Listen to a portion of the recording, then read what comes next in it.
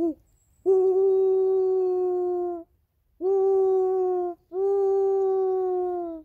Hey guys, it's Emily and Whoo here. Whoo was named by some of my toddler friends and always helps me talk about birds.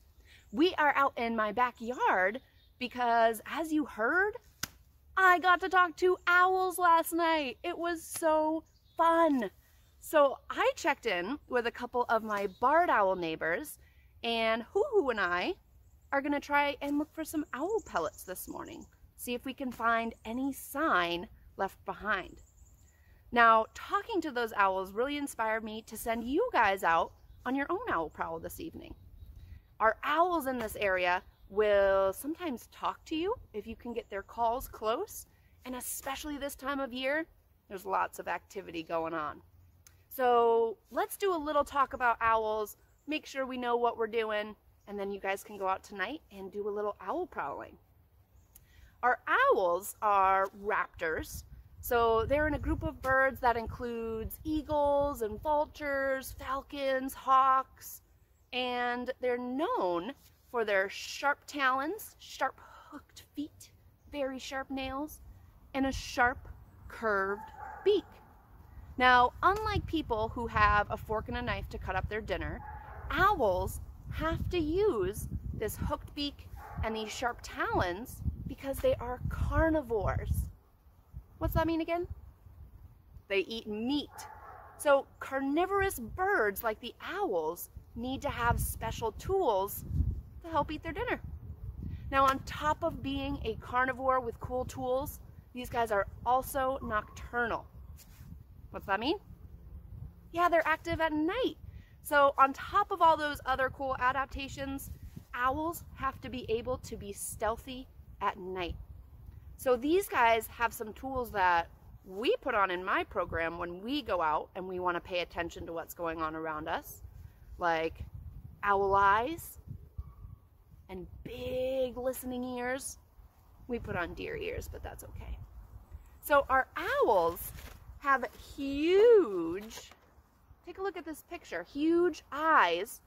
I got this picture from Mary Holland's blog, Naturally Curious. If you're interested in what's going on day to day in the New Hampshire, New England region, check her blog out. I'll put it in the comments or in the description so you can see for yourself. But check out those tube eyes. So owls have to have those large tube eyes because their eyes are so jam-packed with rods and some cones. Rods help us see in low light, cones help us see in color, but owls' eyes have completely changed the shape because they need to accommodate all those rods and cones. So, Whoo, can you sit down on a branch for a second? Thank you. Let's do a quick test to see if you understand what I'm talking about. Hold your chin nice and still.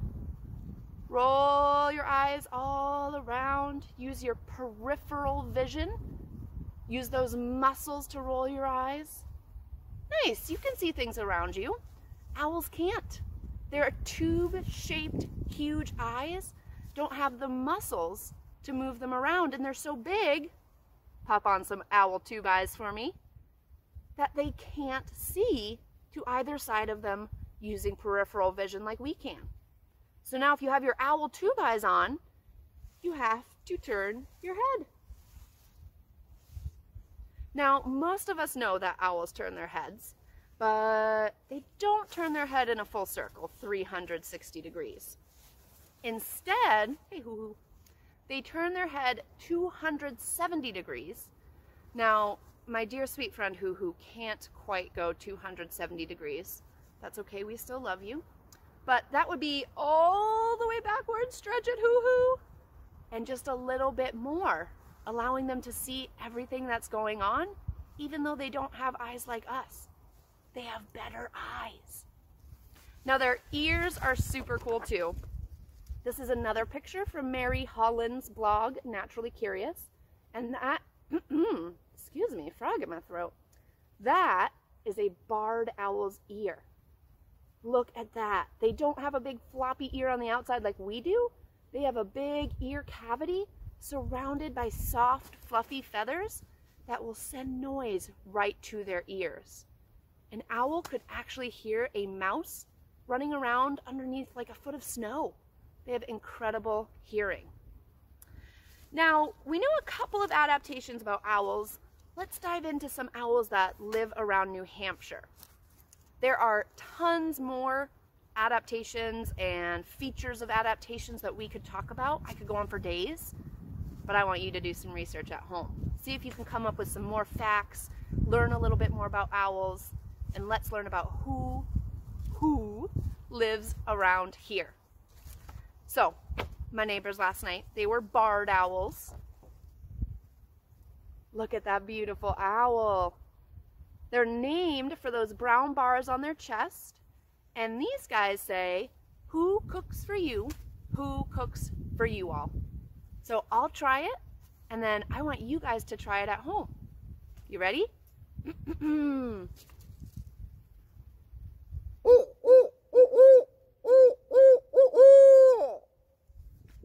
You got it?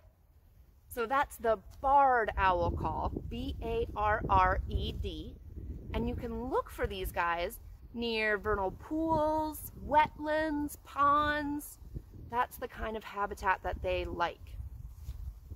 Now my buddy Whoo here, he would be, I guess, related to the gray horned owls. See the resemblance, Whoo?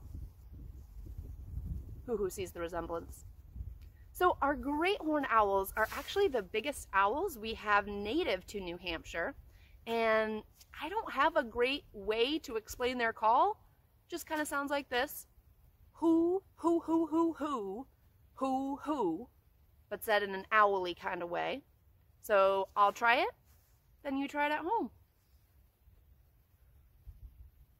Woo, woo, woo, woo.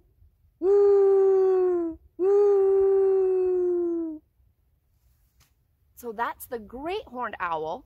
And great horned owls, they like a nice forest, but they kind of need or prefer a big wide open field for hunting.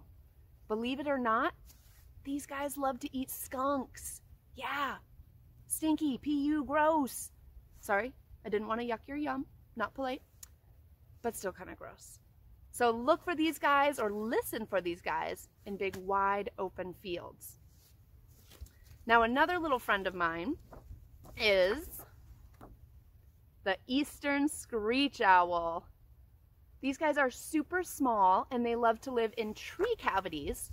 So if you have woodpecker activity or dead tree snags, look for those guys there. And their sound is kind of like a horse's whinny in the woods. Listen to it and then give it a try.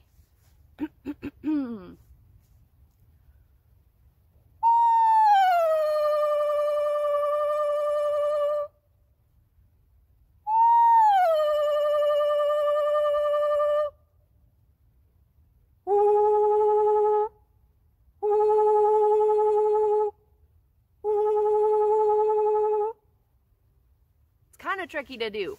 Helps that I played trumpet for quite a few years. The trumpet and the owl sounds just seem to go together. I don't know why. Now our last owl, this guy is probably going to be pretty tricky to see, but our long-eared owls also live around here and they have a pretty cool call as well. Now look at the camouflage on that owl. What's camouflage mean? Blending in. So these guys are a little more secretive, a little more shy. They probably won't talk back to you, but you never know. So let's learn their call. I'll do it, then you try it at home.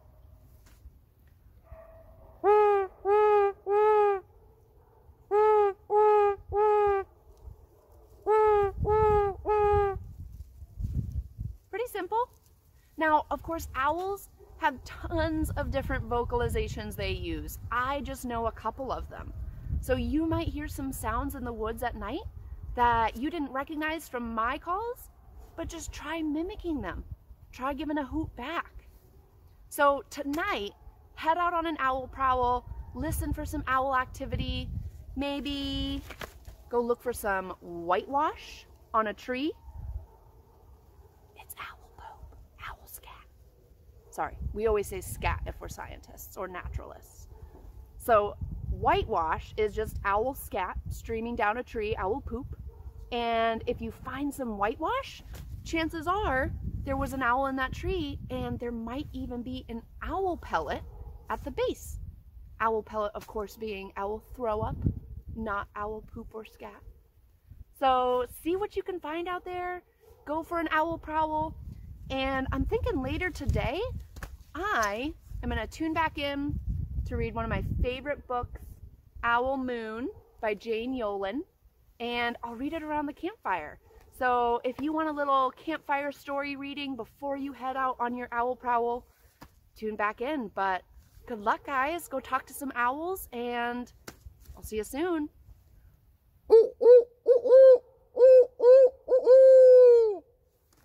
Bye, guys. Say bye, hoo hoo.